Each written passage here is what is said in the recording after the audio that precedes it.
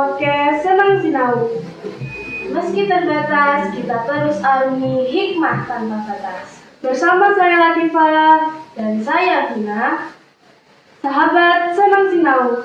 Saat ini kita berada di salah satu objek wisata di Kabupaten Banyumas di Jawa Tengah, yaitu Batu Raden, sebuah objek wisata yang cukup terkenal. Kita ngomong-ngomong tentang Batu Raden, ada hal menarik tentang dua mitos di Batu Raden. Mitos yang pertama tentang Syekh Maulana Mandiri yang sedang mendaki dan melihat melihat cahaya dari seorang kepala kuda yang sedang bersarang di kolong sebu. Dan mitos yang kedua tentang hubungan kisah cinta antara anak perempuan Adipati dan juga pembantunya. Jadi, apakah kedua mitos tersebut memang mitos atau fakta? Jika memang fakta, manakah yang benar? Atau hanya sebagai gaya tarik ujung atau bagaimana?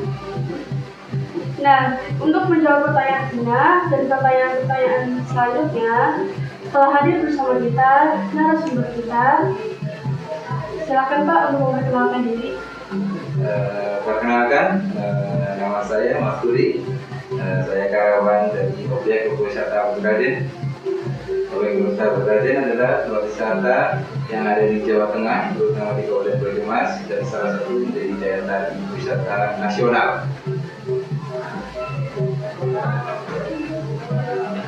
Jadi Pak, apa jawaban atau penjelasan dari pertanyaan saya? Kalau yang pertama tadi tentang kisah Syekh Maulana Maghribi. Kalau Syekh Maulana Maghribi itu dia seorang pemuka agama pada zaman dahulu. Dia sebenarnya itu sampai ke sini itu dalam rangka penjagaan dia menderita penyakit kulit. Kemudian dia mendapat wangsit atau firasat, sebuah pertanda adanya cahaya yang ada di langit menuju ke area lereng Gunung Slamet. Kemudian dia melakukan perjalanan ke sini, kemudian menemukan ada sumber air panas alami. Sumber air panas alami ini mengandung belerang, dan yang pasti kalau misalnya sumber belerang itu banyak manfaatnya untuk kesehatan. Kemudian sampailah ia di area lereng Gunung Slamet. Yang pertama dia menemukan tempat itu di, kalau yang sekarang disebut Pancuran 3. Pancuran 3, terus ada dua lokasi, satu lagi di Pancuran 7. Di dua tempat ini beliau melakukan terapi untuk penyembuhan penyakit kulitnya, sampai akhirnya dia sembuh. Setelah dia sembuh, dia tidak meninggalkan tempat ini. Kemudian lebih banyak bersemedi, bertapa, untuk mencari ilmu segala macam itu sampai wafatnya. Tapi untuk makamnya sendiri kita nggak pernah melihat makamnya gimana. Cuma di sini memang ada yang namanya petilasan. Karena kalau petilasan itu bukan makam ya, itu adalah sebuah kayak simbol kalau orang tersebut pernah tinggal di sini gitu. Jadi kalau untuk makamnya sendiri kita nggak pernah ada yang tahu. Kalau untuk yang selanjutnya tentang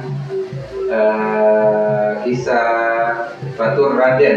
Batu Raden itu tadi yang sebenarnya kisahnya tentang percintaan seseorang Batur dan Raden. Batur ini dia adalah pembantu atau bisa dikatakan komunikasi seorang teman.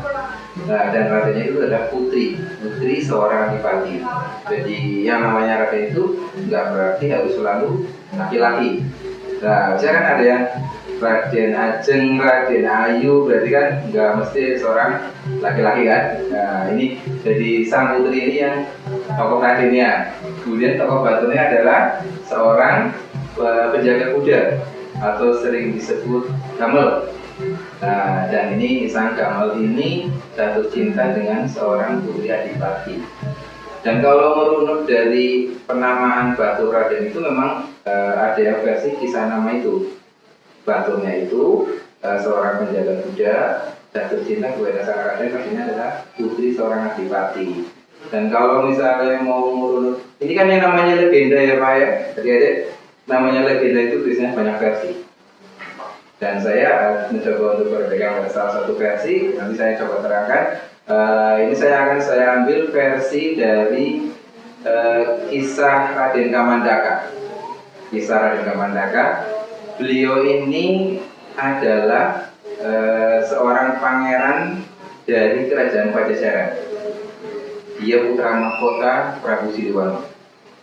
Nah, Alkisah dia itu mempunyai seorang ibu, istri Prabu Siliwangi dengan namanya yang terkasih.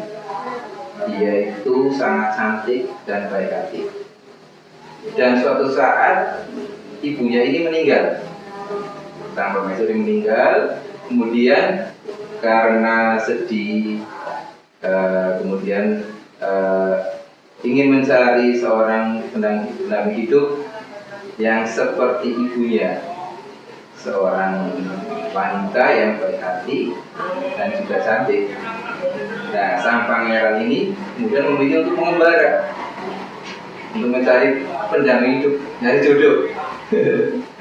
Mencari jodoh, mengembara ke arah timur, melewati lereng-lereng gunung, sampailah dia di lereng Gunung Slamet. Saat itu dia bertemu dengan seorang guru. Kemudian sang guru ini suruh mengganti namanya menjadi Raden Kamandaka. Nama aslinya Raden Kamandaka adalah Raden Banyak Cokro, putra mahkota Prabu Siliwangi. Kemudian dalam pemberanya melanjutkan dia dengan menggunakan nama Kamandaka. Sampailah ia di sebuah kadipaten yang namanya Kadipaten Pasir Luhur. Dan di sana dia melihat seorang putri cantik. Nah, akhirnya dia berpikir, bagaimana dia selalu dekat dengan sang putri. Kemudian dia menyamar menjadi seorang penjaga kuda. Nah, bekerjalah ia menjadi seorang penjaga kuda yang menjaga kudanya sang putri. Dengan begitu kan dia setiap hari bisa ketemu. Nah, bisa dekat terus nih dengan sang putri. Nah, lama-lama mereka saling jatuh cinta. Nah, setelah sekian lama mereka berhubungan, sang Adipati tahu nih. Nah, makanya Adipati marah. Dia nggak mau nih, masa putriku, seorang putri Adipati jatuh cinta dengan seorang pembantu, rewang atau batul atau seorang gamel, penjaga kuda. Nah, maka diusirlah mereka berdua. Nah, saat dalam pengusiran, mereka mengembara ke arah utara. Kemudian melewati beberapa desa, sampailah mereka di daerah sini. Nah, ini mereka di sini menemukan tempat indah nih. Sebetulnya bisa nih buat tempat tinggal, karena tempatnya sangat indah di bawah lereng Gunung Slamet. Nah, setelah menjalani hidup sekian lama, sang putri rindu dengan kampung halaman. Dan sang putri pulang, meninggalkan Mas Raden Kamandaka ini. Kemudian sang putri pulang ke Kadipaten Pasir Luhur.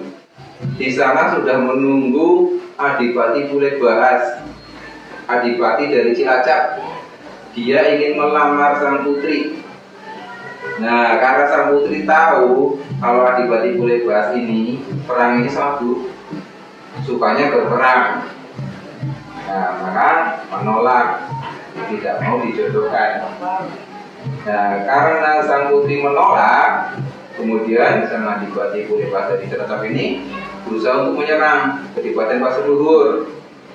Nah, di saat pasukan dari Cilacap datang menyerang ke Kadipaten Pasir Luhur, sang Raden Kamandaka ini sudah sampai.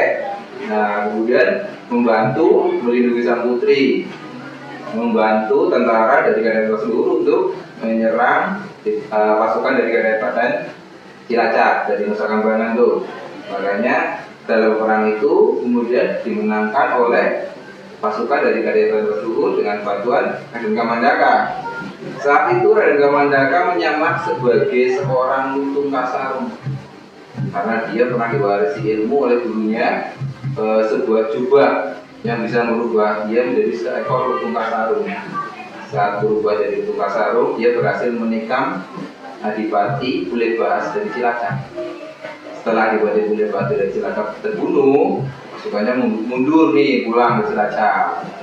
Nah, setelah itu datang adiknya dari Pajajaran nih, Banyak Ngampar namanya, Pangeran Banyak Ngampar, mencari sang kakak suruh pulang.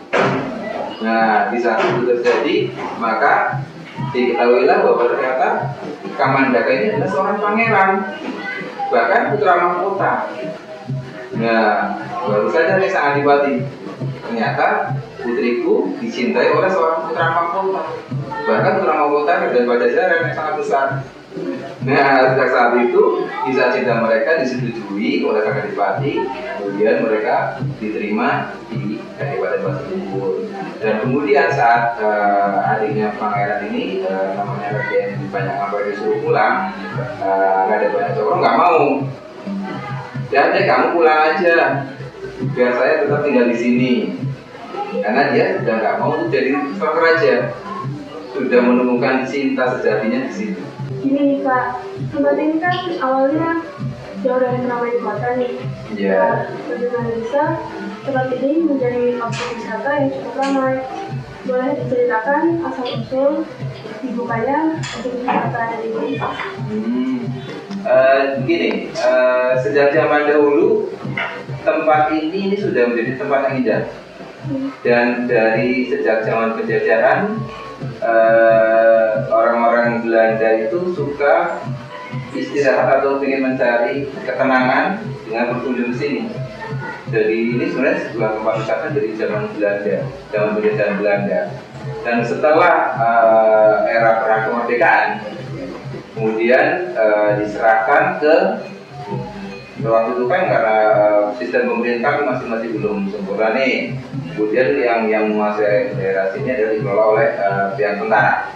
Waktu itu masih di bawah naungan Korem Wijaya. Nah, kemudian tahun 1968,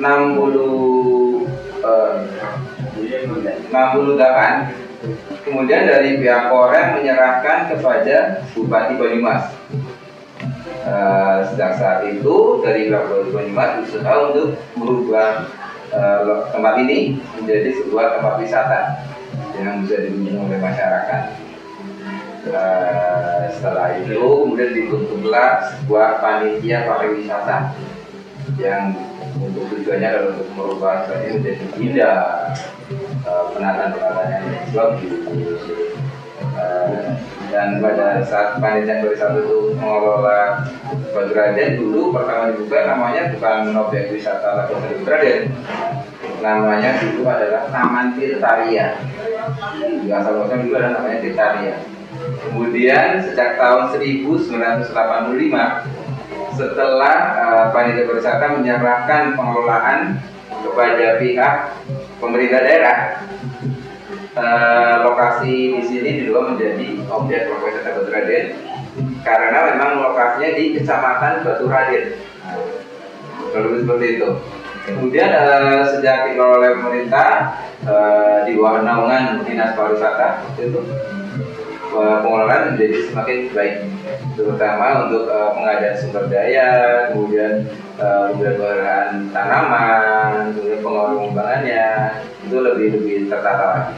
Ya, Oke. Nah, terkait itu kan ini dengan adanya tempat ini otomatis menjadi orang yang membawa kemakmuran untuk rakyat setempat dan tentunya pendapatan pemerintah daerah. Nah, kira-kira seberapa besar sih pendapatan per bulan dari sebuah objek wisata ini? Kalau misalnya kita ambil rata-rataan harian, kalau misalnya weekday atau hari biasa, sejak pandemi kisaran 300 sampai 500 orang per hari. Kemudian di weekend, Sabtu dan Minggu bisa kisaran 1.500 sampai dengan 1.500 orang. Nah, kemudian kalau misalnya untuk per bulan ya di kisaran 15.000 orang. Nah, memang dengan adanya tempat wisata seperti Batu-Raden pasti akan berdampak manfaat untuk warga sekitar. Nah, terutama dengan upaya kita untuk meningkatkan perbuatan mereka, kita memberikan fasilitas kepada warga penyangga wisata. Jadi desa-desa penyangga wisata untuk bisa bisa memiliki usaha dagang di dalam area objek wisata. Biasanya mereka ada yang berjualan makanan seperti sate keci, ada pecel, kemudian mendoan. Itu kan ada beberapa makanan yang jadi khas Batu Raden khususnya atau Banyumas umumnya kan, seperti itu. Jadi kita berikan fasilitas kepada mereka agar mereka bisa merasakan manfaatnya. Mereka memiliki Batu Raden dan otomatis pendapatan mereka akan meningkat. Kita kan dari tempat lain nih Pak, dari Borobudur. Semoga obrolan ini bisa menginspirasi daerah-daerah lain untuk mengembangkan objek wisata. Bagaimana kiat-kiat yang dilakukan untuk menjadikan objek wisata membawa kemakmuran bagi masyarakat dan pendapatan suatu pemerintah daerah. Seperti yang sudah pernah kita jalankan di sini, kita selalu menjaga yang namanya kebersihan. Karena wisata itu kan biasanya terikat dengan faktor personal dan salah satunya adalah kebersihan. Di sini kita selalu prioritaskan. Makanya setiap ada event penilaian, terutama untuk tingkat Jawa Tengah, untuk objek wisata Batu Raden selalu peringkat pertama mendapat predikat sebagai objek wisata terbersih. Dan alhamdulillah kemarin kita masuk ke event nasional, Batu Raden menjadi peringkat 2 nasional sebagai tempat wisata terbersih. Dan itu adalah sebuah kebanggaan kita di sini karena kita di sini selalu menjaga yang namanya kebersihan. Kalau objek-objek lain ingin wisatanya maju, kuncinya seperti yang pernah kita jalankan di sini, kebersihan. Jagalah kebersihan. Karena setelah tempat itu bersih, otomatis akan semakin indah. Kuncinya di situ. Dan semakin banyak wisatawan, pengunjung yang datang ke sini yang merasa puas. Mas, tempatnya bagus, bersih, ya gitu kan. Nah, poinnya bersih. Bersih di sini kita perlu prioritaskan utama. Sepertinya waktu sudah tidak memungkinkan lagi untuk kita mengobrol lebih lanjut. Kami ucapkan terima kasih yang sebesar-besarnya. Sama-sama. Mengucapkan terima kasih sebesar-besarnya kepada Bapak yang telah berkenan hadir di acara senang-senang ini. Tentunya banyak info yang kita dapatkan. Oke, kalau demikian terkait simpulan, saran, dan masukan silakan tulis di kolom komentar ya. Gimana Mbak? Di YouTube kami SMN MTS Maharani Pitolo dan Instagram kami MTS_Pitolo. Baik, sahabat-sahabat Sinau, kita tutup obrolan kali ini dengan bacaan hamdalah. Alhamdulillahirabbil alamin. Semoga menjadi inspirasi dan banyak hikmah yang bisa kita ambil. Dan jangan lupa like, comment, share, dan subscribe ya. Wassalamualaikum warahmatullahi wabarakatuh.